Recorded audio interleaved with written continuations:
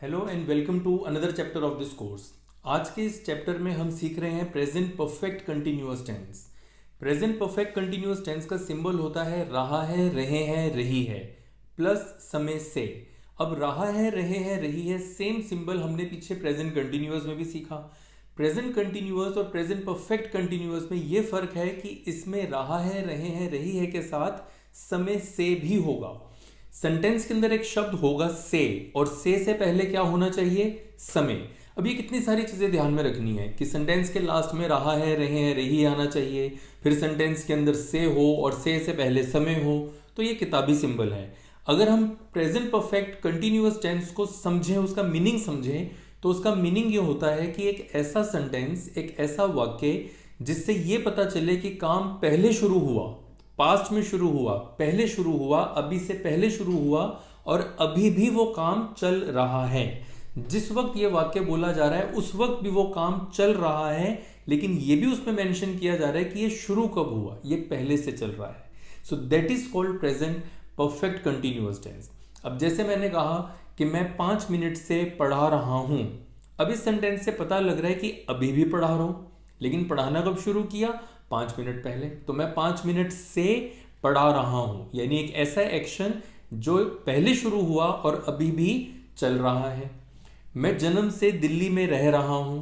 अब इस सेंटेंस से पता लग रहा है कि मैंने रहना कब शुरू किया? पहले, जब जन्म हुआ, और अभी भी दिल्ली में ही रह रहा हूं। सो मैं जन्म से दिल्ली में रह रहा हूं। This is also present perfect continuous. सुबह से बारिश हो रही है। अब इस सेंटेंस से पता लग रहा है कि बारिश कब शुरू हुई? सुबह, और अभी भी हो रही है। मैं कई सालों से पढ़ा रहा हूं।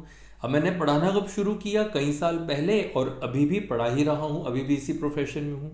तो एक ऐसा सेंटेंस जिससे यह पता चले कि काम पहले शुरू हुआ और अभी भी वो काम चल रहा है, हो रहा है, that is called present perfect continuous tense.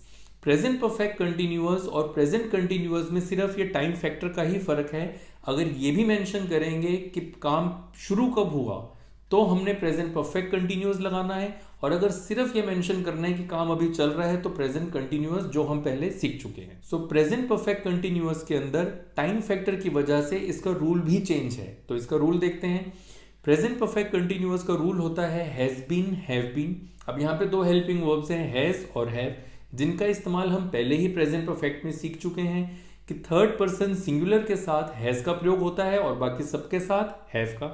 तो हैज बीन और हैव बीन, फिर उसके बाद वर्ब की first form and then ING, क्योंकि कंटिन्यूअस है। जब भी कंटिन्यूअस की सेंस आएगी फर्स्ट फॉर्म के साथ आईएनजी जरूर आएगा, वही उसको कंटिन्यूअस वाला एक्सप्रेस कर पाता है। जैसे हिंदी में रहा शब्द आता है, अंग्रेजी में आईएनजी लगा के वही सेंस निकलती है। और उसके बाद सिंस और फॉर। अब ये जो से शब्द आया, इसकी इंग्लिश सिंस भी होती है और इसकी इंग्लिश फॉर भी होती है। अब सेंटेंसेस को बनाने से पहले हमें ये जानना बहुत ज़्यादा ज़रूरी है कि कहाँ पर सिंस लगाना है और कहाँ पर फॉर लगाना है। तो सीखते हैं कि सिंस कहाँ लगाना है और फॉर कहाँ लगाना है। सबसे पहला पॉइंट है कैलेंडर। जब भी कभी कैलेंडर की बात हो, यानी जो भी कुछ कैलेंडर में लिखा होता है, अगर वो वाक्य में आ जाए तो उसके साथ सिंस लगाना है। जैसे नेम ऑफ द ईयर होता है कैलेंडर में सबसे पहले, यानी जिस भी साल का वो कैलेंडर है उस साल का नाम क्या है। जैसे 2001, 2002, 1983, 1950, 1850, कितना ही पुराना, और चाहे कितना ही रिसेंट, 2022, 2021। तो अगर ये कोई भी ईयर आ जाए सेंटेंस के अंदर तो हमने सिंस का प्रयोग करना है। तभी आप देखते हो जब कोई बहुत पुराना ब्रांड होता है तो उसके ऊपर लिखा होता है कई बार सिंस 1850। अब 1850 क्या है? एक ईयर है, और इसलिए सेंस लगा है कि ये ब्रांड तब शुरू हुआ और अभी भी चल रहा है। शायद रेमंड्स का जो ब्रांड है उस पर 1850 लिखा होता है, सिंस 1850 या सिंस 1950। पहले के बहुत पुराने ज़माने में जब बिल्डिंग्स बनाई जाती थी तो उस पर भी लिखते थे सिंस और उस साल का नाम लिखते थे। सो सिंस का मतलब है से। तो जब भी हम एक पर्टिकुलर टाइम की बात करते हैं, अब ये ईयर जो है, ये साल जो है, ये पर्टिकुलर टाइम है, इसलिए इसके साथ सेंस लग रहा है। तो नेम ऑफ द ईयर हो तो भी सेंस लगाना है। फिर कैलेंडर में क्या लिखा होता है? नेम ऑफ द मंथ्स, जनवरी से लेके दिसंबर तक। वह मार्च से मेरे घर रह रहा है, तो मार्च से सिंस मार्च। फिर इसी तरह से name of the days, Monday, Tuesday, Wednesday, Thursday, Friday, Saturday, Sunday. इनमें से कोई भी सेंटेंस में आ जाए तो भी सिंस लगाना है। इसका निचोड़ ये है कि जो भी कैलेंडर में लिखा होता है उस सब के साथ सिंस लगाना है, चाहे वो नेम ऑफ द ईयर हो, चाहे वो नेम ऑफ द मंथ हो, चाहे वो नेम ऑफ द डे हो, या फिर वो लिस्ट ऑफ हॉलीडेज ही क्यों ना हो। वह दिवाली से यहाँ रह रहा है तो दिवाली से since Diwali, since Holi, since Republic day, since Eid, कुछ भी जो भी कुछ कैलेंडर में लिखा होता है उसके साथ सिंस।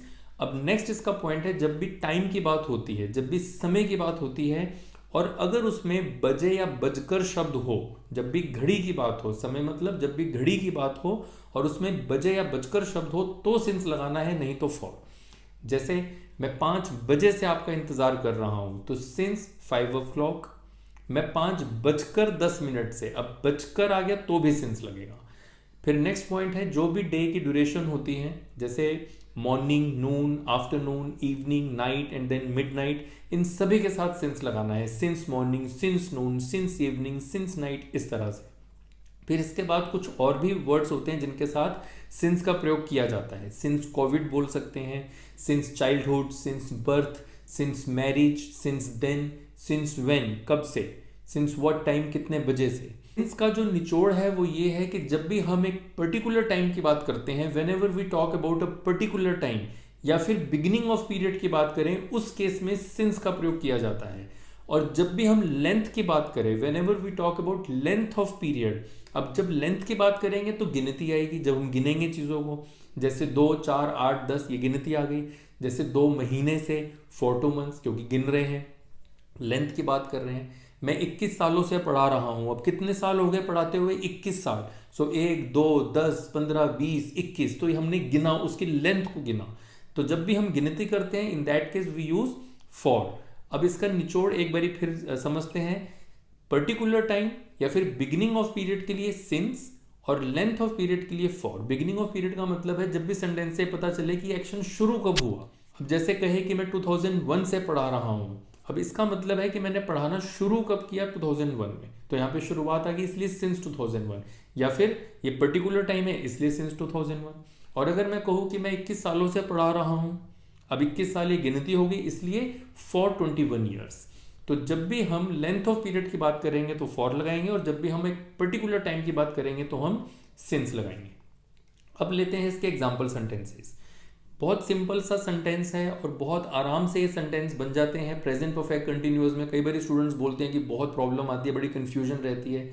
कुछ कन्फ्यूजन नहीं है, बहुत सिंपल है, स्टेप बाय स्टेप सीखेंगे तो बहुत ईजी है। बट इसमें एक छोटा सा ये ध्यान रखना है जो भी मैं आगे चल के बताऊंगा। तो पहला सेंटेंस है, मैं सुबह से पढ़ा रहा हूँ। अब रहा हूँ को देखकर एकदम से वो मन में आता है कि इज एम आर लगा दो। यही पॉइंट मैं अभी कह रहा था कि मैं बताऊंगा कि जैसे रहा है आता है, एकदम से स्टूडेंट सोचता है कि आई एम टीचिंग। तो आई एम टीचिंग नहीं, हमने ये भी साथ में ध्यान रखना है कि इसमें टाइम फैक्टर आ रहा है या नहीं। तो मैं सुबह से, ये सुबह से ये टाइम फैक्टर है। मैं सुबह से पढ़ा रहा हूँ, यानी सुबह पढ़ाना शुरू किया और अभी भी पढ़ा रहा हूँ। So this is present perfect continuous. और प्रेजेंट परफेक्ट कंटिन्यूअस में इज एम आर नहीं, हैज बीन, हैव बीन है। ये बहुत कॉन्शियसली हमने इसको यूज करना है। सो मैं की अंग्रेजी आई के साथ have been, I have been, and then first form of the verb plus ING, I have been teaching since morning. क्योंकि अभी हमने जो यूज ऑफ सिंस पढ़ा उसके अंदर हमने पढ़ा कि मॉर्निंग के साथ भी सिंस लगाना है। सो मैं सुबह से पढ़ा रहा हूं, I have been teaching since morning. अगर हमने ये कहना हो मैं सुबह से खेल रहा हूं, I have been playing since morning. मैं सुबह से गा रहा हूं, I have been singing since morning. मैं सुबह से काम कर रहा हूं, I have been working since morning. अब इसका नेगेटिव सेंटेंस लेते हैं, मैं सुबह से नहीं पढ़ा रहा हूं। अब नहीं आया, नॉट, नेगेटिव सेंटेंस है। आई हैव बीन, अब ये जो हैव बीन इसके बीच में नॉट लगाना है। हमने ये ध्यान रखना है कि फर्स्ट हेल्पिंग वर्ब जैसे हैव आया उसके तुरंत बाद हमने नॉट का प्रयोग करना है। आगे चल के हम सीखेंगे कि एक सेंटेंस में, एक रूल में अगर 3 शब्द भी आ गए तो हमने नॉट कहाँ लगाना है। अब उसको डिवाइड करके डेढ़ तो कर नहीं सकते, तो नॉट का प्रयोग हमेशा कोई भी ग्रामर का पॉइंट हो फर्स्ट हेल्पिंग वर्ब के बाद ही लगता है। सो आई हैव बीन ऐसे नहीं, I have not been teaching since morning. मैं सुबह से नहीं पढ़ा रहा हूं, I have not been teaching since morning. मैं सुबह से नहीं खा रहा हूं, I have not been eating since morning. जब आप ये सेंटेंसेस देखते हैं तो इसको साथ साथ बोलने से क्या होगा, आपकी जबान पे नॉट बीन ये चढ़ जाएगा। फिर आप गलत नहीं बोलेंगे। कभी गलत भी मुंह से निकलेगा, कहीं और से सुनेंगे तो क्लिक हो जाएगा कि कुछ गड़बड़ है। तो इसलिए स्पीकिंग प्रैक्टिस बहुत इंपॉर्टेंट है।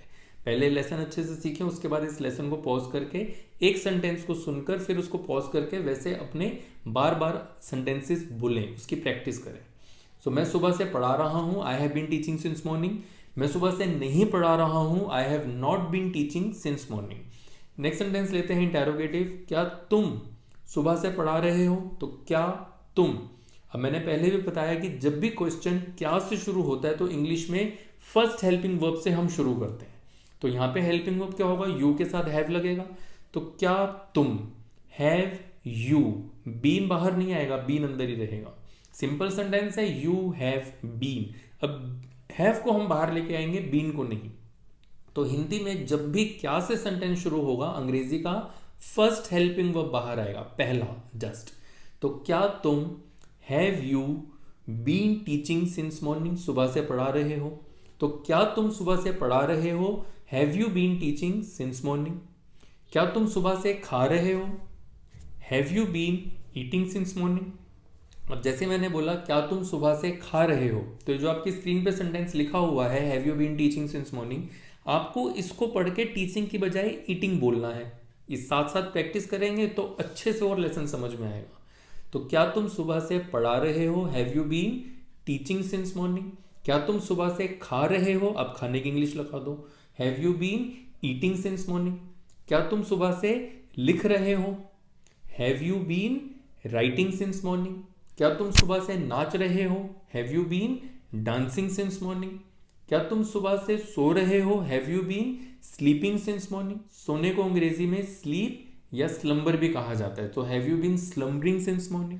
अब क्यों वाला सेंटेंस लेते हैं, वह सुबह से क्यों पढ़ा रहा है। अब वह मतलब थर्ड पर्सन सिंगुलर, ही के साथ लगेगा हैज बीन, तो ही हैज बीन। अगर सिंपल बनाए तो ही हैज बीन। अब हैज यानी फर्स्ट हेल्पिंग ऑफ बाहर लेके जाएंगे because it's an interrogative sentence, and as I have already told कि जब भी इंटेरोगेटिव सेंटेंस होगा तो फर्स्ट हेल्पिंग ऑफ इसका बाहर लगाना है। अब यहाँ पे क्यों भी है तो क्यों की इंग्लिश यानी WH फैमिली वर्ड उससे भी पहले लगेगा। सो वाई हैज ही, अब हैज क्यों लगाया? क्योंकि ही आया। So why has he been teaching since morning. वह सुबह से क्यों पढ़ा रहा है? Why has he been teaching since morning. अब सेंटेंस को चेक कैसे करना है कि अगर स्टार्टिंग में WH फैमिली वर्ड यानी वाई उसके साथ हेल्पिंग वर्ब लगा हुआ है यानी has, first helping verb. So why has he been teaching since morning, तो हमारा सेंटेंस ठीक है। अब मैं बार बार जोर दे रहा हूं कि फर्स्ट हेल्पिंग वर्ब, क्योंकि कई बारी स्टूडेंट्स दोनों हेल्पिंग वर्ब्स ले आते हैं, वो बीन भी बाहर ले आते हैं। वाई हैज बीन ही ऐसा करते हैं, वो गलत है। So why has he been teaching since morning, वह सुबह से क्यों पढ़ा रहा है। वह सुबह से क्यों खा रहा है? Why has he been eating since morning. वह सुबह से क्यों नाच रहा है? Why has he been dancing since morning. वह सुबह से क्यों सो रहा है? Why has he been sleeping since morning. अब एक सेंटेंस और लेते हैं कौन वाला। सुबह से कौन पढ़ा रहा है। अब कौन और किसने से जब भी क्वेश्चन बनता है, जैसे हमने पहले भी सीखा कि इसको एक सिंपल सेंटेंस की तरह बनाते हैं। सबसे पहले हु लिख लो, अब हु के बाद रूल चला दो। अब रूल क्या है? हैज बीन, हैव बीन, और उसमें से लगाना क्या है? हैज बीन, क्योंकि हु थर्ड पर्सन सिंगुलर है।